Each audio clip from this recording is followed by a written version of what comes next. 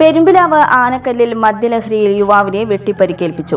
പെരുമ്പിലാവ് ആനക്കല്ല് സ്വദേശി ചാലിശ്ശേരി വീട്ടിൽ 40 വയസ്സുള്ള രതീഷിനാണ് വെട്ടേറ്റത്. സംഭവത്തിൽ സുഹൃത്ത് ബാലകൃഷ്ണനെ കുന്നംകുളം പോലീസ് കസ്റ്റഡിയിൽ എടുത്തതായാണ് സൂചന. ഒരുമിച്ചിരുന്ന് മദ്യപിക്കുകയായിരുന്ന സുഹൃത്തുക്കളായ യുവാക്കൾ തമ്മിൽ വാക്കുതർക്കമുണ്ടാവുകയും ബാലകൃഷ്ണൻ കയ്യിൽ കരുതിയ കത്തിയെടുത്ത് യുവാവിനെ ആക്രമിക്കുകയായിരുന്നു എന്ന് പറയുന്നു.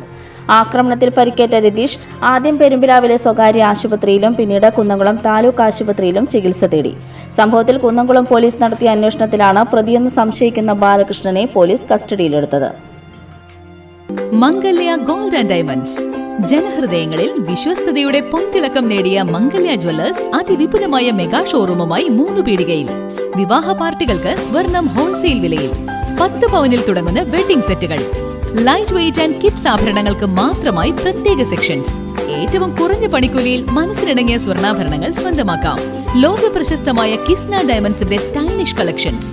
32 വർഷത്തിന്റെ സേവന പാരമ്പര്യം. മംഗല്യ ഗോൾഡ് ആൻഡ് ഡയമണ്ട്സ്, 3 പീടിക. You're watching True Line News.